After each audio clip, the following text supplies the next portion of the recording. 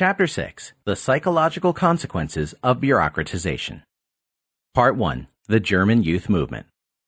Highbrows turn up their noses at Horatio Alger's philosophy. Yet Alger succeeded better than anybody else in stressing the most characteristic point of capitalist society. Capitalism is a system under which everybody has the chance of acquiring wealth. It gives everybody unlimited opportunity.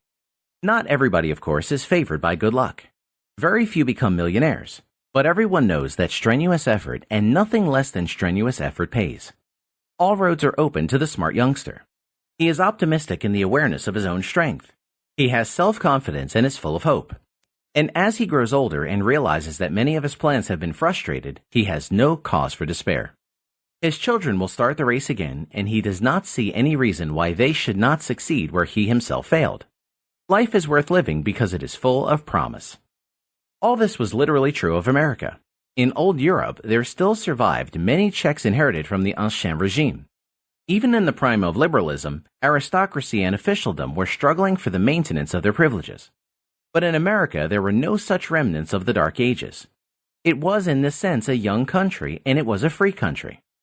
Here were neither industrial codes nor guilds. Thomas Alva Edison and Henry Ford did not have to overcome any obstacles erected by short-sighted governments and a narrow-minded public opinion. Under such conditions, the rising generation are driven by the spirit of the pioneer.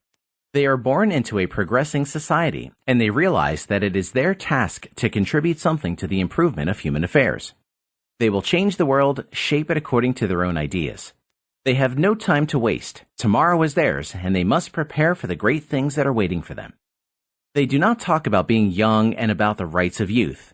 They act as young people must act. They do not boast about their own dynamism. They are dynamic, and there is no need for them to emphasize this quality. They do not challenge the older generation with arrogant talk. They want to beat it by their deeds. But it is quite a different thing under the rising tide of bureaucratization. Government jobs offer no opportunity for the display of personal talents and gifts. Regimentation spells the doom of initiative.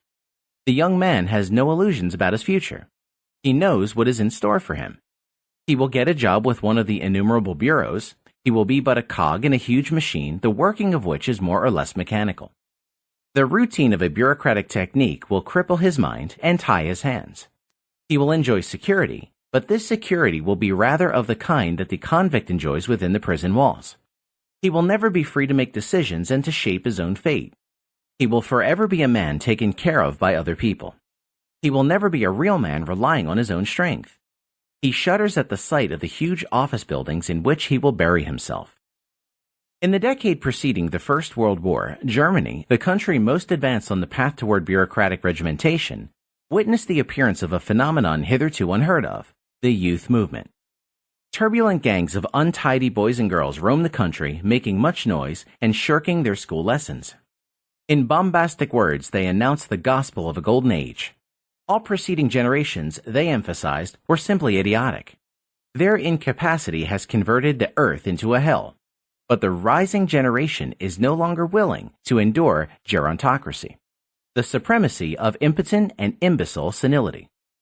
Henceforth, the brilliant youths will rule. They will destroy everything that is old and useless. They will reject all that was dear to their parents.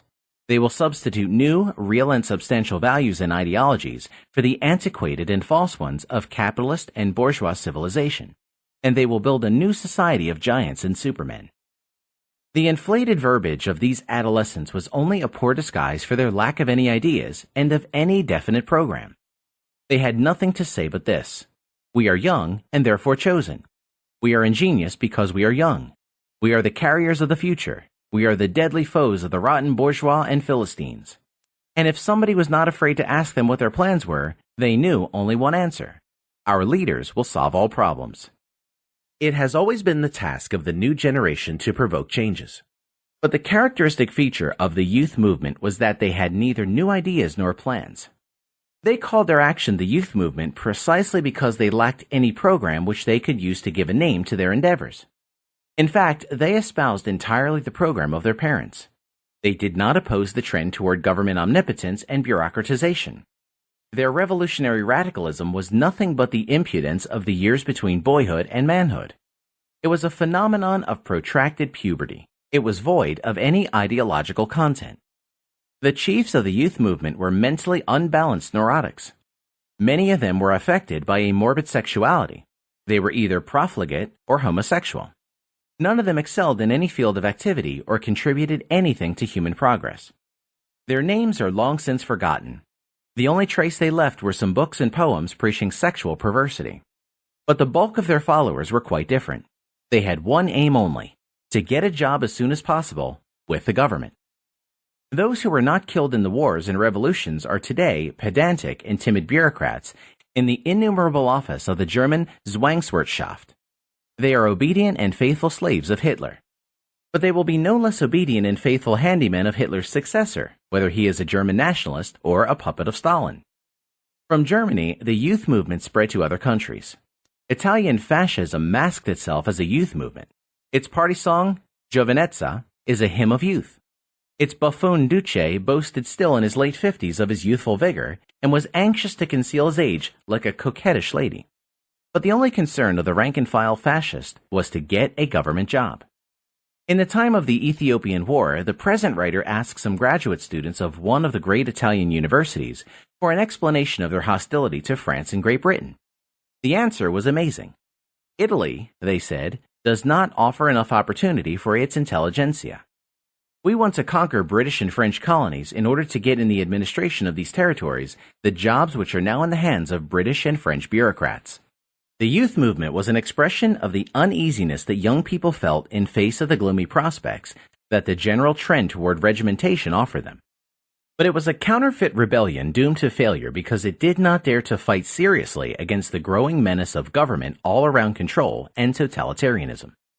The tumultuous would-be rioters were impotent because they were under the spell of the totalitarian superstitions. They indulged in seditious babble and chanted inflammatory songs, but they wanted, first of all, government jobs.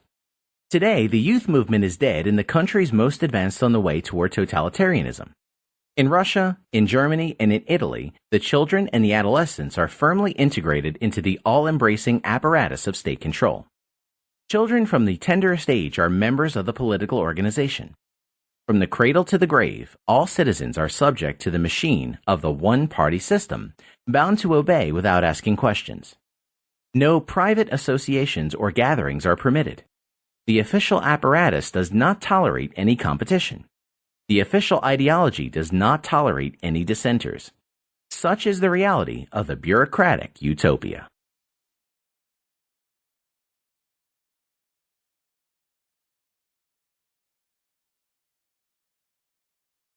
Part 2. The Fate of the Rising Generation Within a Bureaucratic Environment. The youth movement was an impotent and abortive revolt of youth against the menace of bureaucratization. It was doomed because it did not attack the seed of the evil, the trend toward socialization. It was in fact nothing but a confused expression of uneasiness without any clear ideas and definite plans. The revolting adolescents were so completely under the spell of socialist ideas that they simply did not know what they wanted. It is evident that youth is the first victim of the trend toward bureaucratization. The young men are deprived of any opportunity to shape their own fate. For them, there is no chance left. They are in fact lost generations, for they lack the most precious right of every rising generation, the right to contribute something new to the old inventory of civilization. The slogan, "Mankind has reached the stage of maturity," is their undoing. What are young people to whom nothing is left to change and to improve? Whose only prospect is to start at the lowest rung of the bureaucratic ladder and to climb slowly in strict observance of the rules formulated by older superiors? Seen from their viewpoint, bureaucratization means subjection of the young to the domination of the old. This amounts to a return to a sort of caste system. Among all nations and civilizations, in the ages preceding the rise of modern liberalism and its offspring, capitalism, society was based on status. The nation was divided into castes. There were privileged castes such as kings and noblemen, and underprivileged castes such as serfs and slaves. A man was born into a definite caste, remained in it throughout his whole life, and bequeathed his caste status to his children. He who was born into one of the lower castes was forever deprived of the right to attain one of the stations of life reserved to the privileged. Liberalism and capitalism abolished all such discrimination and made all people equal under the law. Now virtually everybody was free to compete for every place in the community. Marxism provides a different interpretation of liberalism's achievements. The main dogma of Karl Marx is the doctrine of the irreconcilable conflict of economic classes. Capitalist society is divided into classes the interests of which are antagonistic. Thus, the class struggle is inevitable. It will disappear only in the future classless society of socialism. The most remarkable fact about this doctrine is that it has never been explicitly expounded. In the Communist Manifesto, the instances used for the exemplification of class struggles are taken from the conflict between castes. Then Marx adds that the modern bourgeois society has established new classes. But he never said what a class is and what he had in mind in speaking of classes and class antagonisms and in coordinating classes into castes. All his writings center around these never-defined terms. Although indefatigable in publishing books and articles full of sophisticated definitions and scholastic hair-splitting, Marx never attempted to explain in unambiguous language what the characteristic mark of an economic class is. When he died 35 years after the publication of the Communist Manifesto, he left the manuscript of the third volume of his main treatise, Capital, unfinished. And, very significantly, the manuscript breaks off just at the point at which the explanation of this fundamental notion of his entire philosophy was to be given. Neither Marx nor any one of the host of Marxian writers could tell us what a social class is, much less whether such social classes really play in the social structure, the role assigned to them in the doctrine. Of course, from the logical viewpoint, it is permissible to classify things according to any trait chosen. The question is only whether a classification on the ground of the traits selected is useful for further investigation and for the clarification and amplification of our knowledge. The question is therefore not whether the Marxian classes really exist, but whether they really have the importance attached to them by Marx. Marx failed to provide a precise definition of the concept social class that he had used in all his writings in a loose and uncertain way, because a clear definition would have unmasked its futility and its valuelessness for dealing with economic and social problems and the absurdity of coordinating it to social castes. The characteristic feature of a caste is its rigidity. The social classes, as Marx exemplified them in calling the capitalists, the entrepreneurs, and the wage earners distinct classes, are characterized by their flexibility. There is a perpetual change in the composition of the various classes. Where today are the scions of those who in the days of Marx were entrepreneurs? And where were the ancestors of the contemporary entrepreneurs in the days of Marx? Access to the various stations of modern capitalist society is open to everyone. We may call the United States senators a class without violating logical principles, but it would be a mistake to coordinate them to a hereditary aristocratic caste, notwithstanding the fact that some senators may be descendants of senators of earlier days. The point has already been stressed that the anonymous forces operating on the market are continuously determining anew who should be entrepreneur and who should be capitalist. The consumers vote, as it were, for those who are to occupy the exalted positions in the setting of the nation's economic structure. Now, under socialism, there are neither entrepreneurs nor capitalists. In this sense, namely, that what Marx called a class will no longer exist. He was right to call socialism a classless society. But this is of no avail. There will be other differences in social functions which we can call classes with surely no less justification than that of Marx. There will be those who issue orders and those who are bound to obey these orders unconditionally. There will be those who make plans and those whose job it is to execute these plans. The only thing that counts is the fact that, under capitalism, everybody is the architect of his own fortune. A boy eager to improve his own lot must rely on his own strength and effort. The vote of the consumers passes judgment without respect to persons. The achievements of the candidate, not his person, are valued. Work well done and services well rendered are the only means to succeed. Under socialism, on the contrary, the beginner must please those already settled. They do not like too efficient newcomers. Neither do old established entrepreneurs like such men, but under the supremacy of the consumers, they cannot prevent their competition. In the bureaucratic machine of socialism, the way toward promotion is not achievement, but the favor of the superiors. The youth depends entirely on the kind disposition of the old men, The rising generation is at the mercy of the aged. It is useless to deny this fact. There are no Marxian classes within a socialist society. But there is an irreconcilable conflict between those who are in favor with Stalin and Hitler and those who are not. And it is simply human for a dictator to prefer those who share his opinions and praise his work to those who do not. It was in vain that the Italian fascists made a hymn to youth their party song, and that the Austrian socialists taught the children to sing, "We are young and this is fine." It is not fine to be a young man under bureaucratic management. The only right that young people enjoy under this system is to be docile, submissive, and obedient. There is no room for unruly innovators who have their own ideas. This is more than a crisis of the youth. It is a crisis of progress and civilization. Mankind is doomed when the youths are deprived of the opportunity to remodel society according to their own fashion.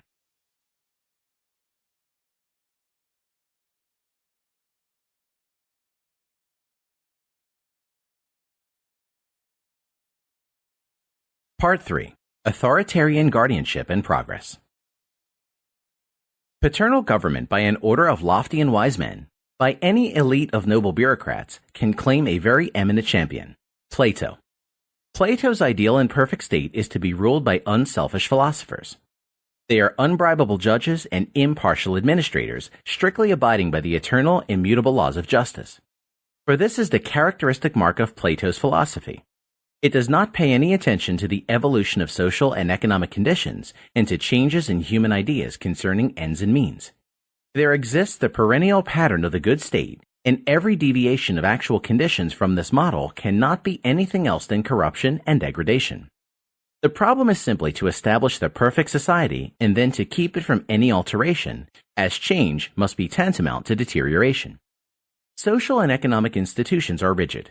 The notion of progress in knowledge, in technological procedures, in business methods, and in social organization is foreign to Plato's mind.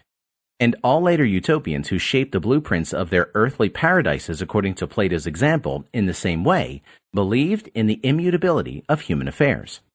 Plato's ideal of elite rule has been converted into fact by the Catholic Church.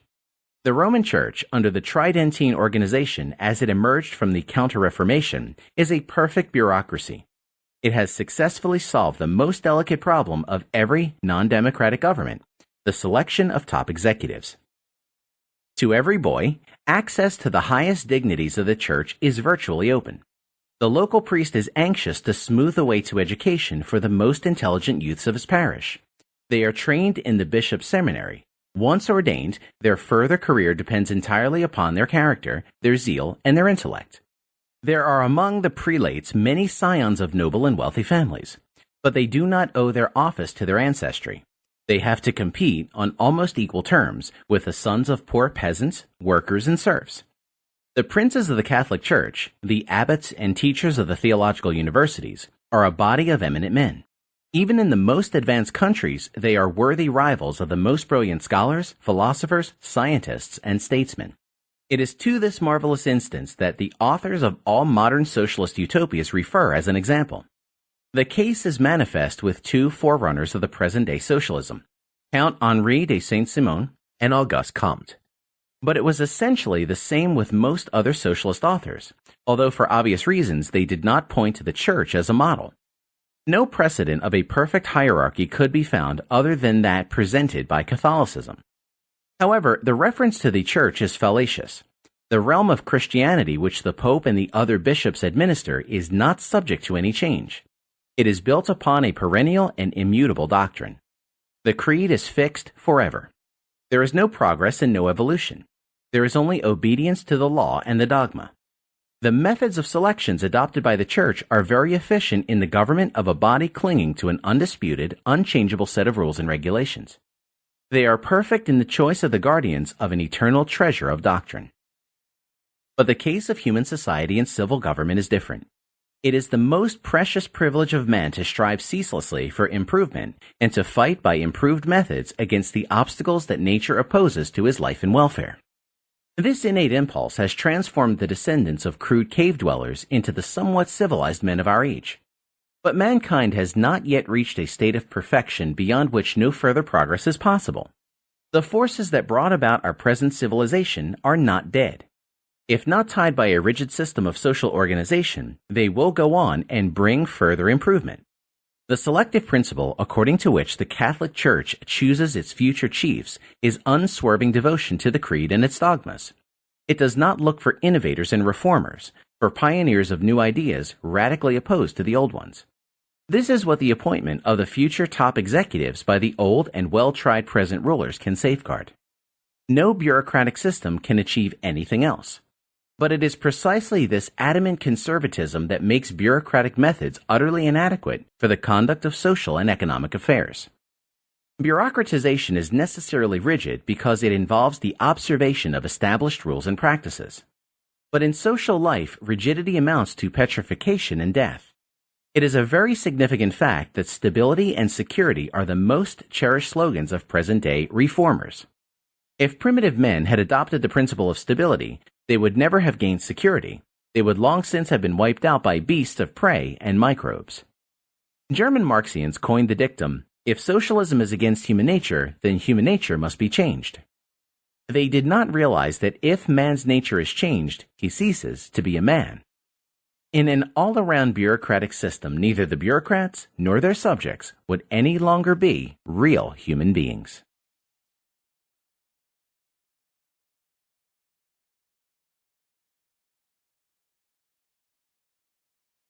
Part 4. The Selection of the Dictator.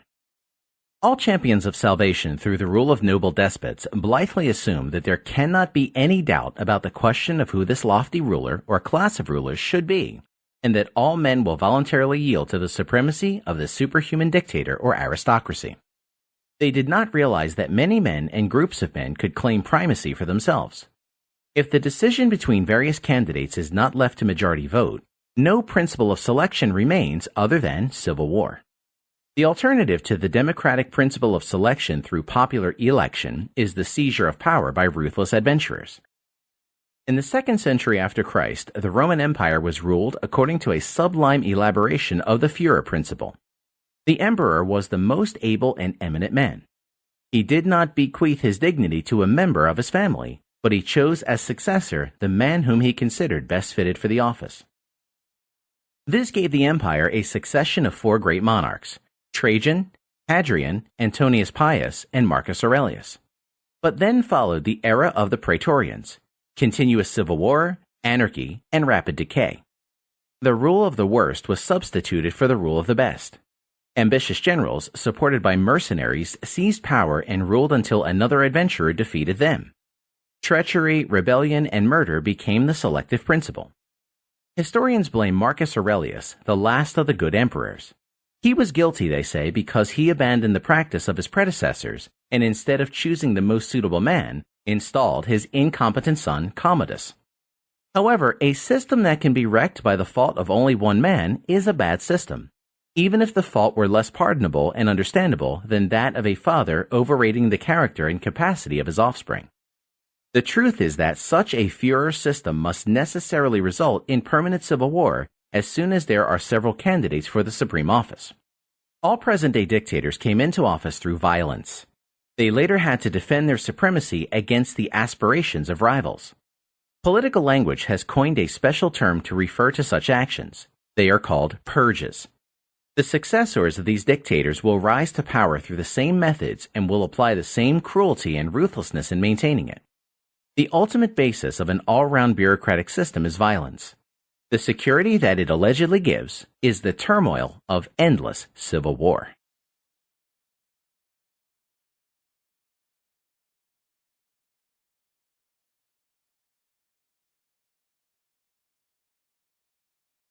Part 5. The Vanishing of the Critical Sense. The socialists assert that capitalism is degrading, that it is incompatible with man's dignity, that it weakens man's intellectual abilities and spoils his moral integrity. Under capitalism, they say, everybody must regard his fellow men as competitors. Man's innate instincts of benevolence and companionship are thus converted into hatred and a ruthless striving for personal success at the expense of all other people. But socialism will restore the virtues of human nature. Amicableness, fraternity, and comradeship will be the characteristic features of future man. What is needed first is to eliminate the worst of all evils, competition. However, competition can never be eliminated, as there will always be positions which men value more highly than other positions. People will strive for them and try to outstrip their rivals. It is immaterial whether we call this emulation rivalry or competition. At any rate, in some way or other, it must be decided whether or not a man ought to get the job he is applying for. The question is only what kind of competition should exist. The capitalist variety of competition is to outdo other people on the market through offering better and cheaper goods. The bureaucratic variety consists in intrigues at the courts of those in power. There was a good deal of flattery, adulation, servility, and cringing at the court of all despotic rulers. But there had always been some men at least who were not afraid to tell a tyrant the truth. It is different in our day. Politicians and writers outdo one another in the adulation of the sovereign, the common man. They do not venture to impair their popularity by the expression of unpopular ideas. The courtiers of Louis XIV never went as far as some people go today in praising the Führers and their supporters, the masses. It seems that our contemporaries have lost all common sense and self-criticism. At a Communist Party Congress, a writer named Advienko addressed Stalin in these terms: "Centuries shall elapse, and the communist generations of the future will deem us the happiest of all mortals that have inhabited this planet throughout the ages, because we have seen Stalin, the leader genius, Stalin the sage, the smiling, the kindly, the supremely simple. When I met Stalin, even at a distance, I throbbed with his forcefulness, his magnetism, and his greatness. I wanted to sing, to shriek, to howl from happiness and exultation." A bureaucrat addressing his superior on whom his promotion depends is less poetic, but no less crawling. When at the Diamond Jubilee of Emperor Francis Joseph, a statistician attributed to the emperor's credit that after 60 years of his reign, the country had many thousands of miles of railroads, while at its beginning there were much fewer. The public, and probably the emperor himself, simply laughed at this piece of toadyism. But nobody laughed when the Soviet government in the World's Fairs of Paris and New York flamboyantly boasted of the fact that while the Russia of the Tsars used no tractors at all, a quarter of a century later it had already imitated this new American invention. Nobody ever believed that the paternal absolutism of Maria Therese and her grandson Francis was justified by the fact that Mozart, Haydn, Beethoven, and Schubert composed immortal music. But the symphony of a contemporary Russian composer who probably will be forgotten after a few years is claimed as a proof of the eminence of Soviet totalitarianism. The question is whether the system of bureaucratic control or the system of economic freedom is more efficient. This question can be answered only by economic reasoning. The mere assertion of the fact that the cigarettes manufactured by the French government's tobacco monopoly were not so bad as to induce the French to give up smoking is not an argument in favor of government operation of industry. Neither is the fact that the cigarettes manufactured by the Greek government's monopoly were the delight of smokers. It is not a merit of the Greek bureaucrats that the climatic and physical conditions of their country make the tobacco grown by the peasants delicate and fragrant. Every German took it for granted that the very essence and nature of things make it imperative that universities, railroads, telegraphs, and telephones be operated by the government. For a Russian, the idea that a man could live without a passport, duly issued and authenticated by the police, always seemed paradoxical. Under the conditions that developed in the last 30 years, the citizens of continental Europe became mere appurtenances of their identification papers. In many countries, it was risky to go out for a walk without these documents. In most European countries, a man has not been free to stay overnight in any place without immediately reporting to the local police department his sleeping place and every change of address. It is possible that some good may be derived from such regimentation. Of course, it is not of much use in fighting crime and prosecuting criminals. A murderer in hiding will not shrink from violating the law requiring a report of any change of address. In defending their system, the bureaucrats become melodramatic. They ask the public how poor abandoned children could find their unscrupulous parents again. They do not mention that a smart detective might be able to find them. Moreover, the fact that there are some scoundrels cannot be considered a sufficient reason for restricting the freedom of the immense majority of decent people. A profit-seeking enterprise is supported by the voluntary patronage of the public. It cannot subsist if customers do not pour in, but the bureaus forcibly acquire their patrons.